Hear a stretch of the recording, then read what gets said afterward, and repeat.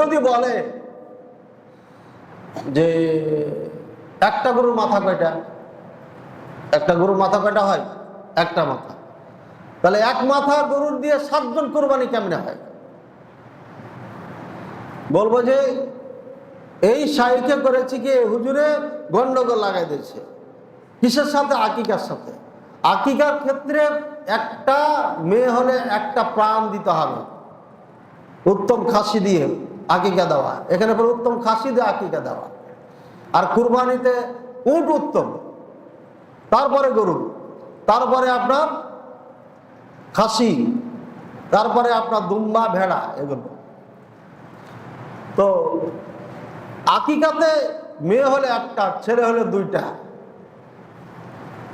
2টাই দিতে হবে, একটা দিয়ে চলবে না। এই জন্য কুরবানির সাথে আকিকা ঢোকাইলে ভাগে ওই আকিকা হবে না। তাই আকিকার সাথে মিলিয়ে দিয়েছেন। ওখানে জানের বদলায় জান দেওয়া হয়। আমাকে আল্লাহ সন্তান দিয়েছে, শুকরিয়াতান, জানের বদলায় জান দিলাম, আল্লাহ যেন একে নিরাপদ রাখে। আর এখানে হচ্ছে কি আল্লাহর নৈকট্য লাভ করা উদ্দেশ্য। এখানে জান উদ্দেশ্য নয় যে পুরা জানই দিতে হবে। নৈকট্য কেমনে? আপনি 2 কোটি টাকার মালিক, ওখান থেকে 5,000 টাকা দান করেছেন, এটা নৈকট্যর জন্য দিতে পারেন। আপনি 1,000ও দিতে পারেন, 100 টাকাও দিতে পারেন, আবার 2 কোটির থেকে 1 কোটি দিতে পারেন, 1.5 কোটি দিতে পারেন, পুরাটাই দিতে পারেন। এটা নৈকট্যর জন্য কোনো সীমারেখা থাকে না, যেমন পারবে তেমন দান করবে। আর ওখানে কিন্তু জানের বদলে জান দিতে হয়, সেটা উদ্দেশ্য আলাদা, এটা উদ্দেশ্য আলাদা, যদিও দুটাই আল্লাহ নৈকট্য বা শুকরিয়া জ্ঞাপনের জন্য।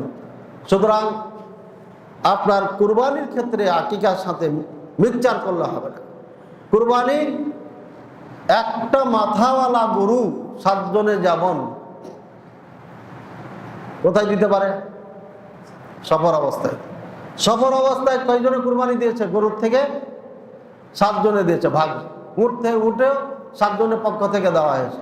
তো সফর অবস্থায় উটের মাথা, গরুর মাথা কয়টা ছিল? কি বলেন? একটা না 7টা? একটা মাথা ছিল। তো যদি এক মাথা দিয়ে সফরে চলে তাহলে হজরে চলবে না। কারণ এই দলিল পাইলেন কোথায়? আপনি দলিল নাই।